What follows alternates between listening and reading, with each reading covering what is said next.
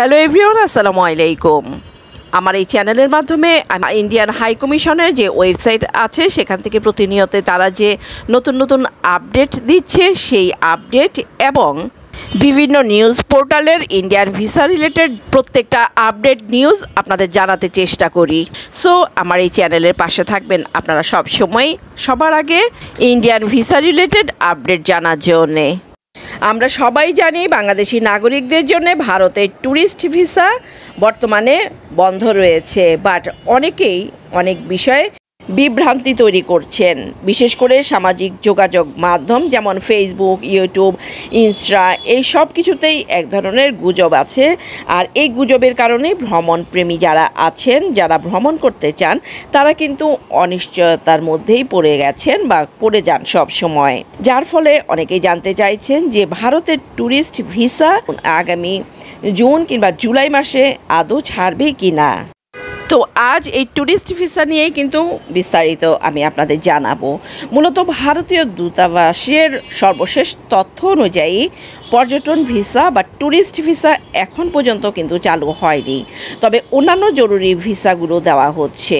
Transit visa, medical visa এবং business visa দেওয়া হচ্ছে সীমিত পরিসরে। বাংলাদেশি নাগরিকরা বর্তমানে যেসব ভিসার জন্য আবেদন করতে পারছেন তার মধ্যে জরুরি visa, medical visa, transit visa, multiple entry visa, short stay visa, visa renewal, visa sponsorship, এই কটা ভিসার মধ্যে বাংলাদেশি নাগরিকরা আবেদন করতে পারছেন।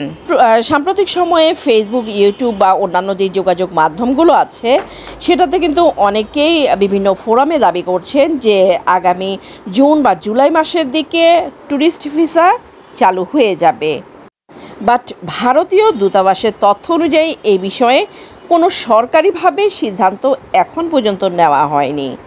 আর এই ট্যুরিস্ট ভিসা নিয়ে যারা ভ্রমণ করতে ভারত যেতে চাচ্ছেন তারা, আমি বলবো যে তারা গুজবে বিশ্বাস না করে ভারতীয় দূতাবাসের অফিসিয়াল যে ওয়েবসাইট বা সংশ্লিষ্ট কর্তৃপক্ষের মাধ্যমে অবশ্যই নিশ্চিত হয়ে নেবেন, তাহলে আপনাদের মধ্যে আর কোনো দ্বিধা বা দ্বন্দ্ব থাকবে না।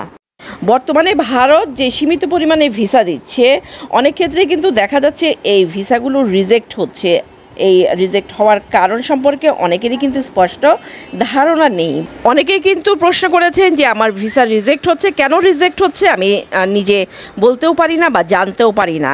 তাদের জন্য বলছি, ভিসা রিজেক্ট হওয়ার বেশ কয়েকটি রিজন আছে। প্রথমত, প্রয়োজনীয় কাগজপত্র যেগুলি চাওয়া হচ্ছে সেগুলি আপনি ঠিকঠাক মতো দিচ্ছেন না, ভ্রমণের উদ্দেশ্য যথাযথভাবে ব্যাখ্যা আপনি করতে পারছেন না, তার মানে আপনি কেন ভারত যাবেন সেটা কিন্তু একুরেটলি আপনি তাদের বোঝাতে পারছেন না। আপনি ব্যাংকে যে স্টেটমেন্ট দিয়েছেন সেখানে পর্যাপ্ত পরিমাণ টাকা নেই। আগে যদি আপনি ভারত গিয়ে থাকেন তখন আপনার ভিসা লঙ্ঘনের কোনো রেকর্ড হয়তো বা আপনার অজান্তেই থেকে গেছে। আপনি যে তথ্য দিয়েছেন সেটা তাদের কাছে লেগেছে সন্দেহজনক বা অস্পষ্ট। এই সমস্ত বিষয়গুলোই কিন্তু আপনার ভিসা রিজেক্ট হওয়ার একমাত্র কারণ। যদি আপনার ভিসার আবেদন রিজেক্ট হয়ে যায় তাহলে কিন্তু আপনি আবারও আবেদন করতে পারবেন বা ভিসা রিনিউয়াল করতে পারবেন। ভালো থাকবেন সবাই, আল্লাহ হাফেজ।